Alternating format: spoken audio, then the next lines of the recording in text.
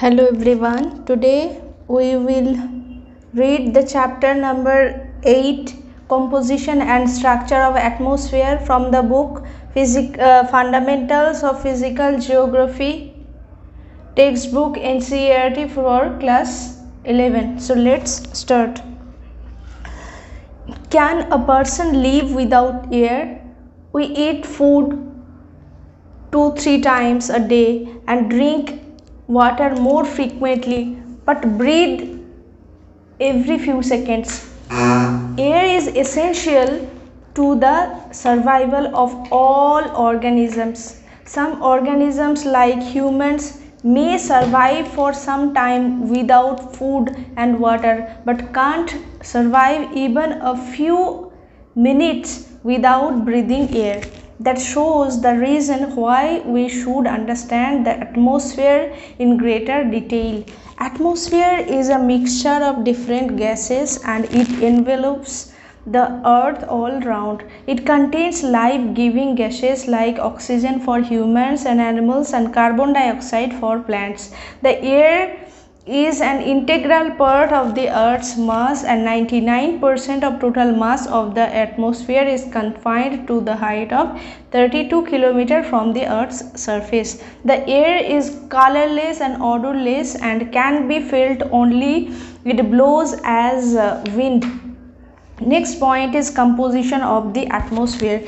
The atmosphere is composed of gases, water vapor, dust particles. The proportion of gases changes in the higher layers of atmosphere in such a way that oxygen will be almost in negligible quantity at the height of 120 km. Similarly, carbon dioxide and water vapor are found only up to 90 km from the surface of the earth. Next point is gases. Carbon dioxide is meteorologically a very important gas and it is transparent to the incoming solar radiation but opaque to the outgoing terrestrial radiation. It absorbs a part of terrestrial radiation and reflects back some part of it towards the earth's surface. It is largely responsible for greenhouse effect. The volume of other gases is constant, but the volume of carbon dioxide has been rising in the past few decades, mainly because of the burning of fossil fuels.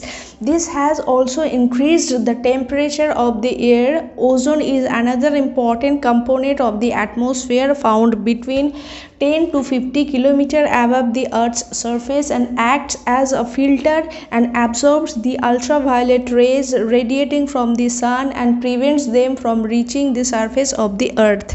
Next point is water vapor.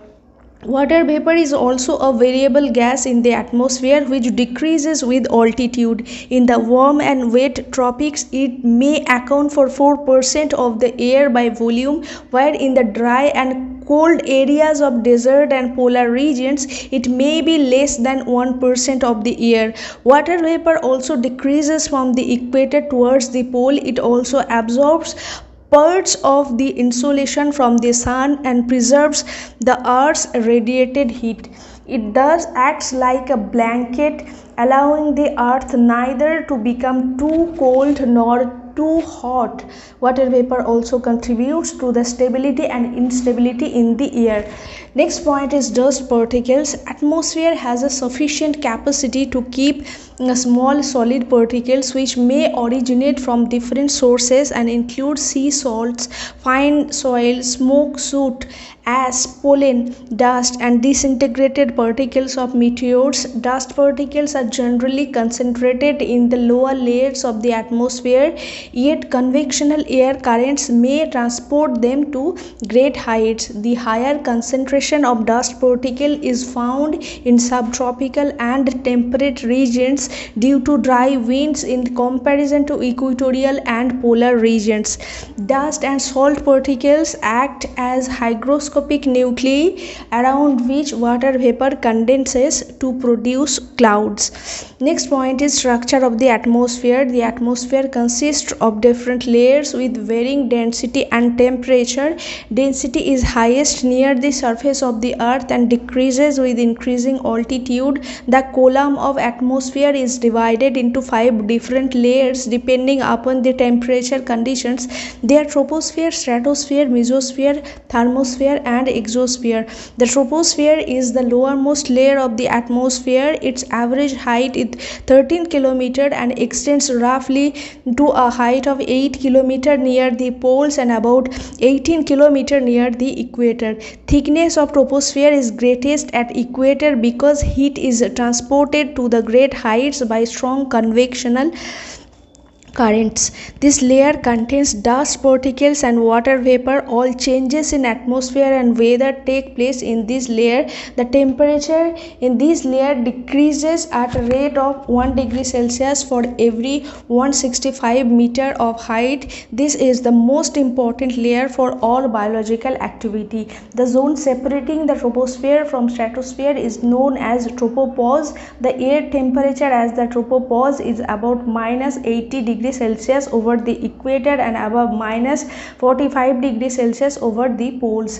The temperature here is nearly constant and hence is called the tropopause. The stratosphere is found above the tropopause and extends up to height of 50 km. One important feature of the stratosphere is that it contains the ozone layer. This layer absorbs ultraviolet radiation and shields life on the earth from intense harmful form of energy. The mesosphere lies above the stratosphere, which extends up to a height of 80 km. In this layer, once again, temperature starts decreasing with the increase in altitude and reaches up to minus 100 degrees Celsius at the height of 80 km. The upper limit of mesosphere is known as mesopause. The ionosphere is located between 80 to 400 km above the mesopause. It contains electrically charged particles known as ions and hence is known as ionosphere. Radio waves transmitted from the earth are reflected back to the earth by this layer. Temperature here starts increasing with height. The uppermost layer of the atmosphere above the thermosphere is known as exosphere. This is the highest layer, but very little is known about it. Whatever contents are there, these are extremely rarefied in this layer and it gradually merges with the outer space. Although all layers of the atmosphere must be exercising influence on us, geographers are concerned with the first 2 layers of the atmosphere. Next and last point is elements of weather and climate. The main elements of atmosphere which are subject to change with human influence on the life of the earth are temperature, pressure, winds, humidity, clouds and precipitation. These elements have been dealt in detail in chapter 9, 10 and 11. So thanks for listening. This is for today. Thank you.